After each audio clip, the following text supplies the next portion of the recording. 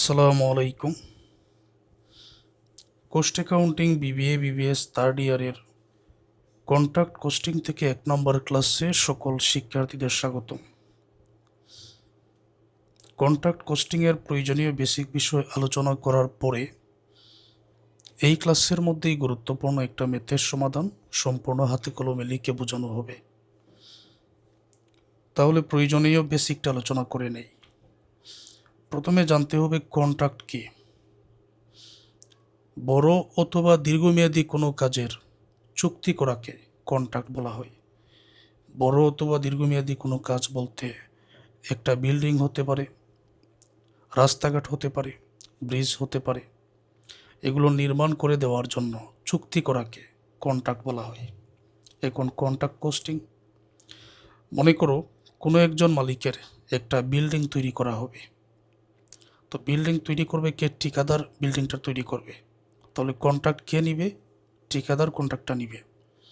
তো একজন ঠিকাদার ওই বিল্ডিং বা রাস্তাঘাট যাই হোক এগুলো নির্মাণ করে দেওয়ার জন্য যে কন্ট্রাক্টটা নিয়েছেন, এখন ওনার কি পরিমাণ ব্যয় হলো, কাজ শেষে ওনার কি পরিমাণ আয় হলো, সেটার জন্য হিসাব করা প্রয়োজন।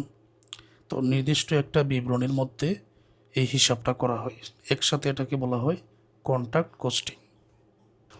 উদাহরণ দিয়ে এই বিষয়গুলো আমি তোমাদেরকে বুঝিয়ে দিচ্ছি। কোনো একটা নির্মাণ কোম্পানি একটা বিল্ডিং তৈরি করবে। তো বিল্ডিংটা তৈরি করে দেওয়ার জন্য এখানে কন্ট্রাক্ট প্রাইস হচ্ছে 35 লক্ষ টাকা, মানে 35 লক্ষ টাকা দিয়ে একটা বিল্ডিং তৈরি করে দিবে। এই জন্য কোনো একটা নির্মাণ কোম্পানি বলতে যিনি বিল্ডিংটা তৈরি করে দিবেন, এক কথায় ঠিকাদার, উনি 35 লক্ষ টাকায় এটা চুক্তিবদ্ধ হলেন। যত খরচ হবে বা যা কিছু লাগবে এটা কোম্পানির। ওকে, এখন কোম্পানি ধরো বা ঠিকাদার ধরো কাজ করছেন, কাজ করার পর এক পর্যায়ে যতটুকু কাজ করেছেন, মনে করো প্রায় 10 লক্ষ টাকার কাজ করেছেন, আর্কিটেক্ট অথবা ইঞ্জিনিয়ার কর্তৃক এই 10 লক্ষ টাকার কাজের মধ্যে যত টাকার কাজ অনুমোদিত হয়ে যাবে, মানে উনি যাচাই করে নেবেন, তারপর অনুমোদন দিবেন, এটাকে বলা হয় ওয়ার্ক সার্টিফাইড, অনুমোদিত কাজ। এটার বাংলা অর্থ অনুমোদিত কাজ। তো কন্ট্রাক্টর মানে ঠিকাদার বলছেন 10 লক্ষ টাকার কাজ শেষ, তো একজন ইঞ্জিনিয়ার এটার অনুমোদন দিয়েছেন, এটা হচ্ছে ওয়ার্ক সার্টিফাইড। পরবর্তীতে ঠিকাদার বলছেন যে টোটাল আরও 5 লক্ষ টাকার কাজ শেষ, সম্পন্ন হয়েছে। তো একজন ইঞ্জিনিয়ার এখন পর্যন্ত এটা অনুমোদন দেন নাই বা যাচাই করেন নাই, তাহলে এটাকে বলা হয় ওয়ার্ক আনসার্টিফাইড, অনুমোদনযোগ্য কাজ। ওকে, তারপর কাজ করার জন্য মালিকের কাছ থেকে একজন ঠিকাদার যত নগদ টাকা সংগ্রহ করেন, এটাকে বলা হয় ক্যাশ রিসিপ্ট। যত টাকা নগদ সংগ্রহ করেন, বিবরণীর মধ্যে আনুমানিক কী পরিমাণ লাভ হয়েছে এটা নির্ধারণ করার জন্য এটাকে বলা হয় notional profit. Cost of work done, অর্থাৎ এই পর্যন্ত কাজ করার জন্য যত টাকা খরচ হয়েছে এটাকে বলা হয় কোস্ট অফ ওয়ার্ক ডান। আর নোশনাল প্রফিট, আনুমানিক প্রফিট, এটা বাইর করার জন্য ওয়ার্ক সার্টিফাইড এবং ওয়ার্ক আনসার্টিফাইড দুইটা যোগ করা হয়। যোগ করে যে টাকাটা হবে এটা থেকে কোস্ট অফ ওয়ার্ক ডান, এখন পর্যন্ত যত টাকা ব্যয় হয়েছে সেটা বিয়োগ করা হয়। বিয়োগ করে যা পাওয়া যায় সেটাকে বলা হয় নোশনাল প্রফিট, আনুমানিক লাভ। তারপর প্রফিট প্রভিশন, অর্থাৎ একজন ঠিকাদারের যে পরিমাণ আয় হয়েছে, আয়ের একটা অংশ ভবিষ্যতের জন্য বা ভবিষ্যতের আর্থিক ঝুঁকি মোকাবেলার জন্য সঞ্চয় করে রাখা হয়। এটার আরেকটা নাম দিতে পারো রিজার্ভ। প্রফিট প্রভিশন, আয়ের অংশ যতটুকু সঞ্চয় করে রাখা হয়। তো বাকিটা আমরা অঙ্কের মধ্যে জানবো, সরাসরি প্রয়োগ করে আমি এগুলো তোমাদের বোঝাবো, একটু সময় লাগবে, এই ক্লাসের মধ্যেই বুঝতে পারবেন। Calculation of profit taken and loss account. তো প্রফিট এবং লস অ্যাকাউন্ট এটা বাইর করার জন্য যদি এরকম হয় যে কন্ট্রাক্ট প্রাইস হচ্ছে 35 লক্ষ টাকা, একজন ইঞ্জিনিয়ার অথবা আর্কিটেক্ট উনি সার্টিফাইড করেছেন বা অনুমোদন দিয়েছেন যে টোটাল কন্ট্রাক্ট প্রাইসের 50%-এর কম, 50%-এর কম কাজ এখন পর্যন্ত অনুমোদিত, সার্টিফাইড। তো তো 25% থেকে 50% যদি কাজটা কমপ্লিট হয়ে যায়, মানে কন্ট্রাক্ট প্রাইসের তুলনায় সার্টিফাইড যদি হয় 50%, সেই ক্ষেত্রে সূত্র এটা, মানে এই সূত্রটা তো 1/3 হবে এখানে, কিন্তু 50%-এর বেশি হলে 2/3 হবে, এটাই পার্থক্য। 25%-এর নিচে হলে কোনো প্রফিট দেওয়া হয় না। তো 25 থেকে 50% হলে 1/3 into national profit into cash receipt বা ওয়ার্ক সার্টিফাইড। যদি 50%-এর বেশি এটা সার্টিফাইড হয়ে যায়, অনুমোদন দিয়ে দেন একজন ইঞ্জিনিয়ার অথবা আর্কিটেক্ট, সেই ক্ষেত্রে 1/3 এর জায়গায় 2/3 হবে, এটাই হচ্ছে পার্থক্য। এর বাইরে আর কঠিন কিছু না। এখন কন্ট্রাক্ট কোস্টিং তৈরি করার জন্য এরকম একটা টেবিল অঙ্কন করে নিতে হয়। তো এখানে আমি আমার মতো করে একটা ফরম্যাট সাজিয়ে রেখেছি। এক দিক হচ্ছে ডেবিট, আরেকটা হচ্ছে ক্রেডিট। এক কথায় ডেবিটে যত প্রকার ব্যয় হয়েছে সেটাই আনতে হবে। যত প্রকার ব্যয় বলতে, ঠিকাদার যে কন্ট্রাক্টটা নিয়েছেন 35 লক্ষ টাকার, তো ঠিকাদার যিনি নিয়েছেন এটা হচ্ছে, ধরেন একটা কোম্পানি নিয়েছে, একটা কোম্পানি অর্থাৎ ঠিকাদার কোম্পানি।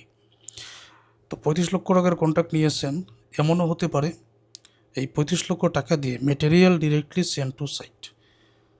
বিল্ডিং তৈরি করার জন্য বা যে কোনো বড় অথবা দীর্ঘমেয়াদী কাজ সম্পন্ন করার জন্য কাঁচামালের প্রয়োজন আছে, রড, সিমেন্ট, বালু, এগুলো প্রয়োজন আছে না, এটা সরাসরি ওই সাইটে যেখানে কাজ হবে পাঠিয়ে দিচ্ছেন, তো এটা ব্যয়।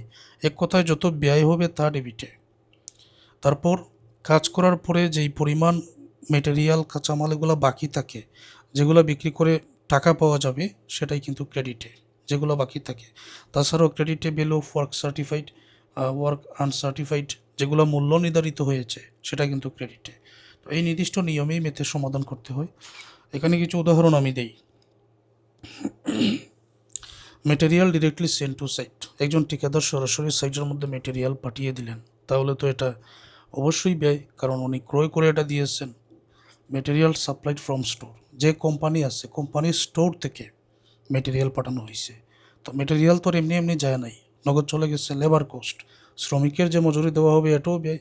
কোস্ট অফ হায়ারিং প্ল্যান্ট, ভাড়া করা প্ল্যান্ট বা যন্ত্রপাতি, ভাড়া করা প্ল্যান্ট অথবা যন্ত্রপাতি, সেটাও কিন্তু ব্যয়ের মধ্যে পড়ে। ডিরেক্ট এক্সপেন্স অবশ্যই ব্যয়। জেনারেল ওভারহেড, সাধারণ উপরি খরচ, ওয়াইজেস ওভারহেড, মজুরি উপরি খরচ, তো এগুলো তো ব্যয়ের মধ্যেই পড়ে। মেটেরিয়াল এট সাইট এট দি ক্লোজিং, এখন যে এই পরিমাণ ব্যয় হয়েছে, কাঁচামাল, তারপর প্লান্ট, যন্ত্রপাতি, এগুলো টোটাল ব্যয়ের পরিমাণ মনে করে এখানে যোগ করা হলো। কাজ করার পরে যে পরিমাণ কাঁচামাল বাকি রয়ে গেছে সমাপনীতে, সেটা ক্রেডিটে নেওয়া হলো, অর্থাৎ এটা বাদ যাবে। এখানে যে পরিমাণ টাকা, এখানেও সেটা লেখা হবে। এই টোটাল টাকা থেকে যেটা বাকি আছে এটা বিয়োগ করে দিলে কস্ট অফ ওয়ার্ক সিডি, মানে এখন পর্যন্ত কি পরিমাণ কাজ, কত টাকার কাজ করা হয়েছে, সেটাই আমরা এখানে পেয়ে যাব। পরবর্তী কাজ হচ্ছে ন্যাশনাল প্রফিট বাইর করা। এই bill of work certified, cost of work uncertified, দুইটার সাথে এই দুইটার যোগফল থেকে cost of works BD, BD বলতে এই টাকাটা এখান থেকে নিয়ে আসা হবে, এখানে বসানো হবে। নির্দিষ্ট নিয়ম কিন্তু সবসময় এক। তো এটা বাদ দিয়ে দিলে আমরা, মানে দুইটার যোগফল থেকে কোস্ট অফ ওয়ার্কস বিডি, ক্লাসের প্রথমে বলছিলাম, এটা বিয়োগ করে দিলে ন্যাশনাল প্রফিটটা আমরা পেয়ে যাব। তারপর এই ন্যাশনাল প্রফিটকে এইদিকে নিয়ে এসে আমরা প্রফিট অ্যান্ড লস অ্যাকাউন্ট, লাভের একটা অংশ আর সঞ্চয় করার জন্য আরও একটা অংশ আলাদা করে দেখিয়ে দিলে আমাদের অঙ্কের সমাধান শেষ। আর প্রফিট অ্যান্ড লস অ্যাকাউন্ট এটা বাইর করার জন্য প্রয়োজনীয় সূত্র এটা। এখন একটা কাজ করি, একটা ম্যাথের সমাধান বুঝিয়ে দেই, এগুলো প্রয়োগ করে বুঝিয়ে দেই, একেবারে সহজ হয়ে যাবে। Podda Limited has undertaken the contract of construction of a building valued at টাকা 15 লক্ষ। পদ্মা লিমিটেড একটা কন্ট্রাক্ট নিয়েছেন, চুক্তি করেছেন, একটা বিল্ডিং তৈরি করে দিবেন যেটার মূল্য 15 লক্ষ টাকা। তো 15 লক্ষ টাকা এটা কন্ট্রাক্ট প্রাইস। কন্ট্রাক্ট নিয়েছেন 15 লক্ষ টাকা দিয়ে বিল্ডিং তৈরি করে দিবেন। Following information is supplied in relation to this contract for the year 2017। 2017 সালের কন্ট্রাক্ট সম্পর্কিত প্রয়োজনীয় তথ্য নিচে দেওয়া হয়েছে। এই ক্লাসটা তোমরা একেবারে ফুল স্ক্রিন করে দেখো, দেখতে যাতে কোনো সমস্যা না হয়। Materials directly send to site, কাজটা করার জন্য পদ্মা কোম্পানি মানে ঠিকাদার ওই সাইটের মধ্যে মেটেরিয়াল পাঠিয়ে দিয়েছেন 5 লক্ষ টাকা, তো এটা হলো ব্যয়ের মধ্যে পড়ে। মেটেরিয়ালস ফ্রম স্টোর, দোকান থেকেও মেটেরিয়াল পাঠিয়ে দিয়েছেন 1,02,000 টাকা। লেবার কোস্ট হয়েছে 3,80,000 টাকা, এগুলো দিকে নিও। Cost of hiring plant used in construction, অর্থাৎ এই নির্মাণ কাজে যন্ত্রপাতি ব্যবহারের জন্য ভাড়া করা হয়েছে, যন্ত্রপাতি ব্যবহারের জন্য এটা ভাড়া করা হয়েছে 15,000 টাকা।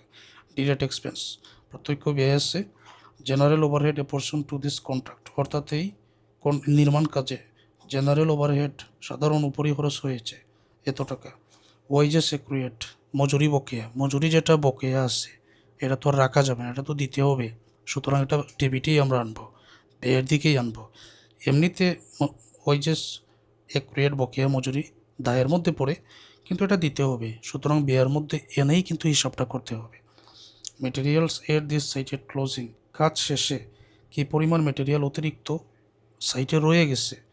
ওয়ার্ক নট সার্টিফাইড, আর্কিটেক্ট অথবা ইঞ্জিনিয়ার কর্তৃক এখন পর্যন্ত অনুমোদন হয় না যে পরিমাণ কাজ, সেটা 20,000 টাকা।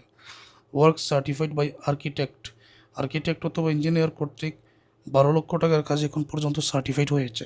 Cash receive 80% of work certified, যেই পরিমাণ ওয়ার্ক সার্টিফাইড 12 লক্ষ টাকার হয়েছে সেটার 80% নগদে প্রাপ্তি, ক্যাশ রিসিভড হয়েছে। Prepare contract account for the year ended 2017 remaining adequate provision against possible losses in future, contract account তৈরি করার জন্য বলা হয়েছে।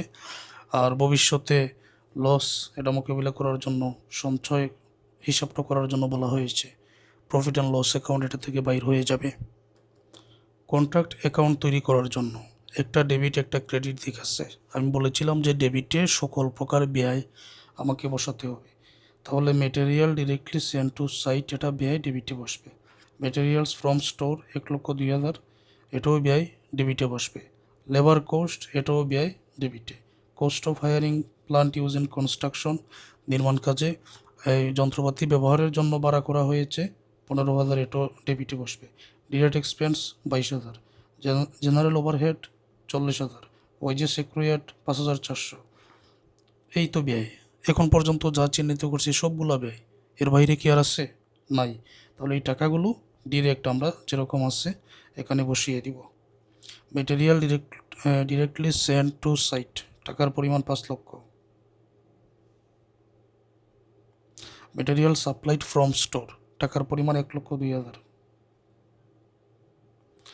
লেবার কোস্টের পরিমাণ 3,80,000।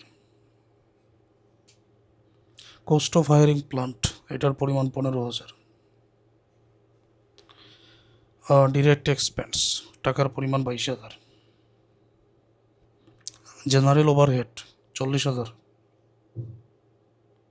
ওয়াইজেস ওভারহেড অথবা ওয়াইজেস এক্রুয়েট যেটা যে কোনোটা লিখতে পারো, ওভারহেড লিখে দিলাম।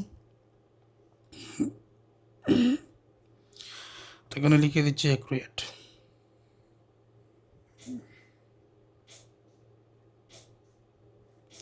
এক্রুয়েট যেটা আছে ওইটা লিখতে হবে 5,400। তারপর এইদিকে যেই পরিমাণ বাকি আছে সেটাই আনতে হবে। Material at this side closing 10,000 টাকা, সেটা বসাও, আর তো কোনো কিছু নাই। এই 10,000 এখানে আগে বসাও। ওকে, এখন তোমাকে এই ব্যয়ের যে দিকটা আছে টোটাল টাকা যোগ করো, যোগ করলে এখানে হবে 10,64,000।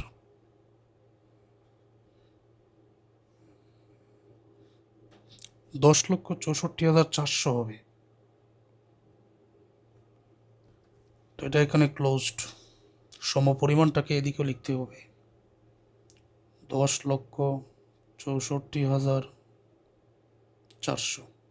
ওকে, এই 10,64,400 থেকে যে পরিমাণ মেটেরিয়াল সমাপনী বাকি রয়ে গেছে এটা যদি বাদ দিই, তার মানে পরবর্তী সব টাকা ব্যয় হয়ে গেছে। এটা হচ্ছে কোস্ট অফ ওয়ার্কস ডান যেটা বলা হয় সিটি। তো কত হবে? 10,64,400 থেকে 10,000 বাদ দিলে 10,54,400। এই 10,54,400 cost of works done CD যেটা, এটা কোস্ট অফ ওয়ার্কস বিডি করে এখানে আনতে হবে ওই 10,54,400কে। বুঝতে পারছো? এই 10,54,400 কোস্ট অফ ওয়ার্ক সিডি যেটা, এটা বিডি করে এখানে আনতে হবে। তারপর অঙ্ক থেকে এই যে এখানে আছে ওয়ার্কস নট সার্টিফাইড 20,000 টাকা, ওয়ার্ক সার্টিফাইড বাই আর্কিটেক্ট 12 লক্ষ টাকা, এই দুইটা টাকা আনতে হবে, এটাই নিয়ম। কত আছে? 12 লক্ষ টাকা। ওয়ার্কস নট সার্টিফাইড এটা টাকার পরিমাণ 20,000, ভ্যালু অফ ওয়ার্ক সার্টিফাইড এটা হচ্ছে 12 লক্ষ, কস্ট অফ ওয়ার্কস আনসার্টিফাইড তো এটা হচ্ছে 20,000। এখানে এই টাকাটা যোগ করে নিতে হবে, 12 লক্ষ আর 20,000 এখানে হবে 12,20,000, এখানে হবে 12,20,000। তো বলেছিলাম ওয়ার্ক সার্টিফাইড ওয়ার্ক আনসার্টিফাইড দুইটার টাকা যোগ করে কস্ট অফ ওয়ার্কস ডান যেটা এটা যদি বিক করে দেই নশনাল প্রফিট আমরা পেয়ে যাই। তো নশনাল প্রফিট সিডি এখানে 1,65,600 হবে। 12,20,000 থেকে 10,54,400 যদি তুমি বিক করে দাও এখানে হবে 1,65,600। 1,65,600কে নশনাল প্রফিট বিডি নামে এখন এখানেই নিয়ে আসতে হবে 1,65,600। ওকে, পরবর্তীতে এইখানে আমরা একটা টানাকে দিয়ে দিলাম। এখন আমাদের কাজ হলো percentage of work certified two contract price. Contract price বর্তমান অঙ্কের মধ্যে আছে 15 লক্ষ টাকা এবং ওয়ার্ক সার্টিফাইড হয়েছে বর্তমান অঙ্কের মধ্যে এই যে 12 লক্ষ টাকা।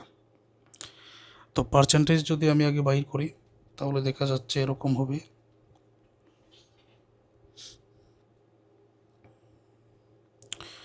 কন্ট্রাক্ট প্রাইস এখানে পার্সেন্টেজ বাইর করার জন্য ওয়ার্ক সার্টিফাইড 12 লক্ষ, কন্ট্রাক্ট প্রাইস এটা বসবে নিচে 15 লক্ষ গুণ 100, শতকরা হার কত হবে 80%। তো যেহেতু 80% হয়েছে নিয়মটা হচ্ছে 25 থেকে 50% যদি হয় তখন 1/3 দিয়ে সমাধান করতে হবে, তবে 50-এর বেশি যদি হয় তখন সূত্র প্রফিটের হবে 2/3 নশনাল প্রফিট ক্যাশ রিসিপ্ট বা ওয়ার্ক সার্টিফাইড। তো এটা তো 80% হয়েছে, সুতরাং আমরা এই সূত্রটা ইউজ করব। অতএব এখানে সূত্রটা লিখে নিলাম, প্রথমে 2/3 তারপর ইন্টু 2/3 ইন্টু নশনাল প্রফিট এখান থেকে নিব, এটা নশনাল প্রফিট 1,65,600। ওকে, তারপর কি আছে ইন্টু, তারপর ক্যাশ রিসিপ্ট। ক্যাশ রিসিপ্টের পরিমাণ কত? ক্যাশ রিসিপ্ট এখানে বাইর করতে হবে। ক্যাশ রিসিপ্ট হচ্ছে অঙ্কের মধ্যে কী তথ্য আছে, cash receipt 80% of work certified. Work certified আছে 12 লক্ষ টাকা, 12 লক্ষ এর 80% ক্যাশ রিসিপ্ট, তাহলে ওয়ার্ক সার্টিফাইড আছে 12 লক্ষ টাকা, এটার 80% টাকার পরিমাণ হবে 9,60,000 টাকা। এই ক্যাশ রিসিপ্ট এখানে 9,60,000 টাকা বসাতে হবে। ওয়ার্ক সার্টিফাইড এটা তো 12 লক্ষ টাকা,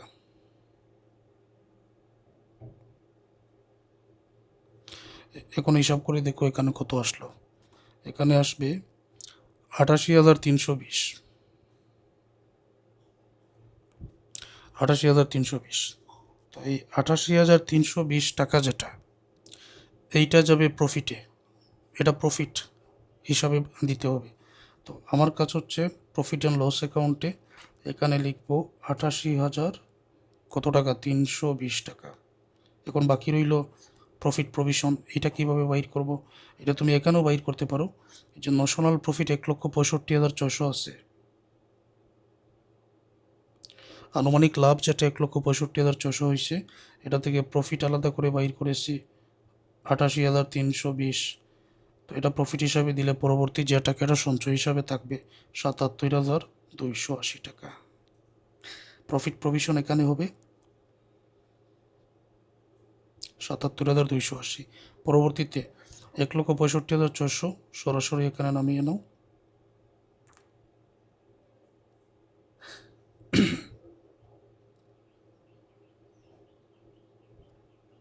এই দুইটা যোগ করলে 1,65,600 হবে। ন্যাশনাল প্রফিট এটাও কিন্তু 1,65,600 হবে। আশা করছি সকল শিক্ষার্থীরা এই ম্যাথের সমাধানটা বুঝতে পেরেছেন। পেইড ব্যাচে যারা আছেন পরবর্তী ক্লাসগুলো দেখো।